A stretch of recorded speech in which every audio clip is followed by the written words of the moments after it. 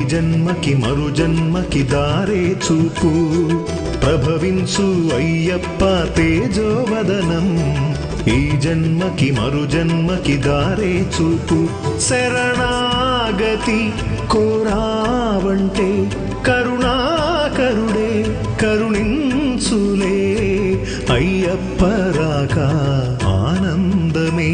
ఈ రాజ్య ప్రజలకు ఒక శుభవార్త. తమకు వరప్రసాదంగా లభించిన బాలునికి ఎంతో ఘనంగా నామకరణ మహోత్సవం జరిపించాడు మహారాజు.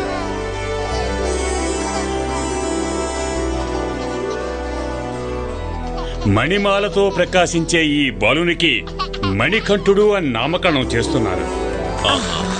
మణికంఠుడు. అదే సమయంలో మన పందల యువరాజుకి అయ్యప్ప అనే పేరు కూడా పెడుతున్నాము. రాజ్యసభలోని వారందరూ తమ పందల రాజ్యాన్ని పాలించడానికి యువరాజు లభించాడని మహదానందం పొందారు. వారసులే లేని మహారాజు మరణానంతరం రాజ్యాన్ని తన వశం చేసుకోవాలని ఊహల్లో విహరిస్తున్న మహామంత్రికి మణికంఠుని రాక దిగ్భ్రాంతికి లోను చేసింది. ముత్యములు మణిమాలతో మణికంఠవైతివే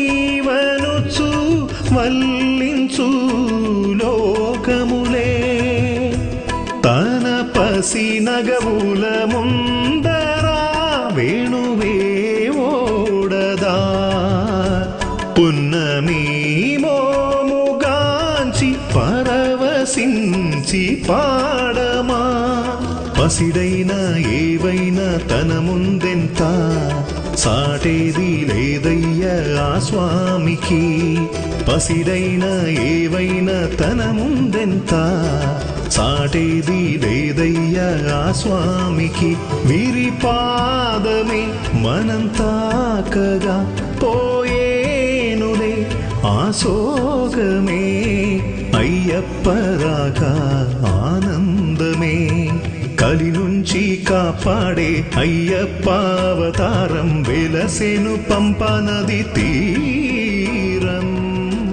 ఈ దైవాంశ సంభూతుడు